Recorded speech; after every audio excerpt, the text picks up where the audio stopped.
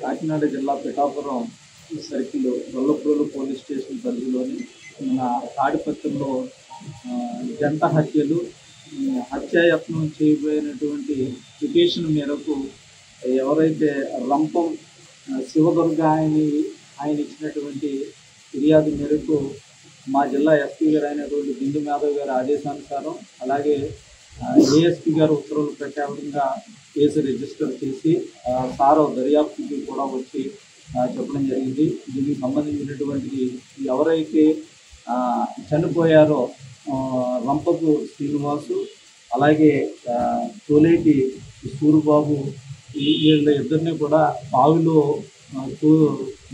చంపేయటం అనేటువంటిది జరిగింది.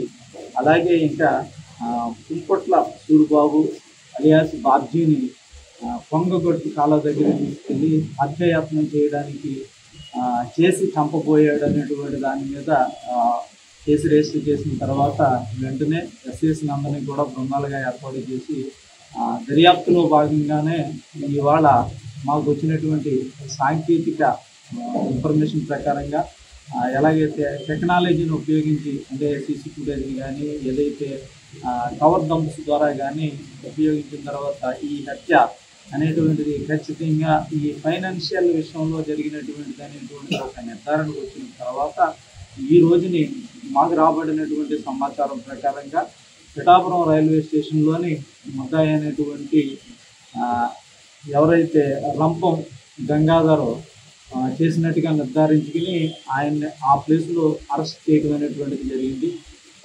Remand report ready చేసి తర్వాత జ్యుడిషియల్ కస్టడీ గురించి ఇవాళ కోర్టులో హాజరుపరచడం అనేటువంటిది జరుగుతుంది. ఈ కేసులో పూర్వపరాలు ఉపయోగించినటువంటి అయితే వీళ్ళందరూ కూడా రక్త సంబంధికులు బంధువులు. ఈ డబ్బుల విషయంలోనే అంటే ఈ ఎవరైతే ముద్దాయి ఉన్నాడో ముద్దాయి వీళ్ళందరి దగ్గర అప్పులు చేయడం, అప్పులు తీర్చమని మధ్యవర్తిగా ఉన్నందుకు అలాగే మాయ అప్పు కూడా తీర్చమని చెప్పినందుకు ఒక ప్లాన్ ప్రకారంగా పథకం ప్రకారంగా వాళ్ళందరినీ కూడా ఫస్ట్ ఎవరైతే ఈ వరి చేను చేస్తున్నటువంటి చిన్నగారు చేను దగ్గరికి ఆ బావి దగ్గరికి వీళ్ళిద్దరిని కూడా పిలిపించుకోవడం, ఎవరైతే శ్రీనివాసుని సూర్యబాబుని అక్కడ వాళ్ళిద్దరిని బావులోకి తోసేసి హత్య చేయటం. అది అయిపోయిన తర్వాత ఎవరైతే మన సూర్యబాబు అలియాసు బాబ్జీ పిలిపించుకోవటం, మళ్ళీ బండి ఎక్కించుకుని కాలువ దగ్గరికి కొంగ కాలువ అదే సుద్దగడ్డ వాగు దగ్గర తీసుకెళ్ళి అక్కడ చంపబోయేటప్పటికి తప్పించుకుని వచ్చి ఇన్ఫర్మేషన్ ఇవ్వడం అనేటువంటిది కూడా జరిగింది. రైతు తెల్లవాళ్ళు కూడా ఎవరైతే పోయినటువంటి వ్యక్తులు యొక్క వాళ్ళ అబ్బాయిలు నెతకటం వాళ్ళు వచ్చి ఇన్ఫర్మేషన్ మీద ఇవ్వడం అనేటువంటిది ఈ కేసు అనేటువంటి పూర్వపరాలుగా ఇంకా దర్యాప్తు చేయవలసి ఉన్నది.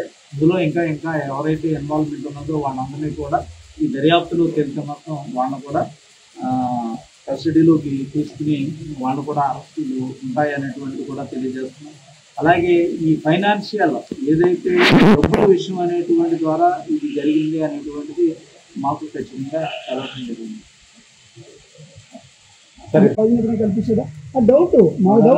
ప్రధానంగా గ్రామం నుంచి వస్తున్న ఆరోపణ కూడా సార్ ఇక్కడ నుంచి వస్తున్న ఆరోపణ బట్టి మేము అక్కడ ఖచ్చితంగా ఏదైతే ఫ్రైడ్ రైస్ తీసుకుని వచ్చి ముగ్గురు తిన్నటువంటి సింటమ్స్ అక్కడ క్లియర్గా కనపడ్డది. అది తిన్న తర్వాత ఆ బావిలోకి చూసినట్టుగా అక్కడ ఉన్నటువంటి అంటే సరౌండింగ్ ఏరియాలో సింటమ్స్ని బట్టి సీన్ ఆఫ్ అబ్జర్వేషన్ బట్టి మాకు తేటతెల్లమైనటువంటిది. అలాగే ఏదైతే మాకు టీఎం చేంజ్ అయ్యింది కాబట్టి మేము చేసినటువంటి ఇంక్వెస్ట్లోని ఆ పిఎం రిపోర్ట్లో కూడా ఏదైతే ఈ పాయిజన్ సబ్స్టెన్స్ ఏమైనా ఉంటే కనుక క్లియర్గా వస్తుంది. అది కూడా మనకి తెలియవలసి ఉన్నది.